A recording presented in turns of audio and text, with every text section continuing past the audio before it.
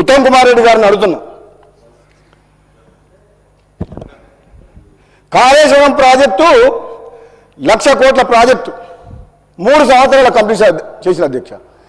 అదే కాళేశ్వరం కంటే ముందు 10 ఏళ్ల కంటే ముందు స్టార్ట్ చేసిన Palamuru Rangareddy lift irrigation scheme మా డిండికి మాత్రం డబ్బులు లేవు, ప్రాజెక్టు కంప్లీట్ కాలేదు. మరి అది ఎట్లా కంప్లీట్ అయింది, ఇది ఎట్లా కంప్లీట్ కాలేదు?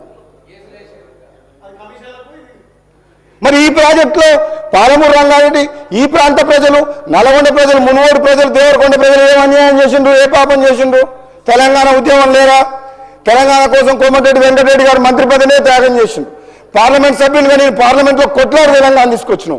మరి ఈ ప్రాంతానికి అన్యాయం జరుగుతుంటే మాట్లాడాల్సిన, శాసనసభ్యునిగా మాట్లాడాల్సిన బాధ్యత నా మీద ఉంది అధ్యక్ష. ఈ ప్రాంతంలో ప్రాజెక్టుల పేరు మీద వివక్ష, నార్త్ తెలంగాణ ఒకటి, సౌత్ తెలంగాణ ఒకటి, మహబూబ్ నగర్ అని, నల్లగొండ అని చెప్పి మాట్లాడడం కరెక్ట్ కాదు అధ్యక్ష. దేవరకొండ నియోజకవర్గం, మున్గోడు నియోజకవర్గం, ముఖ్యంగా మున్గోడు నియోజకవర్గం ఉన్న ఫ్లోరైడ్ ప్రపంచంలో ఎక్కడ లేదు అధ్యక్ష. తాగునీరు, సాగునీళ్ళల్లో మొత్తం మనుషులను చూస్తే అర్థమవుతుంది అధ్యక్ష.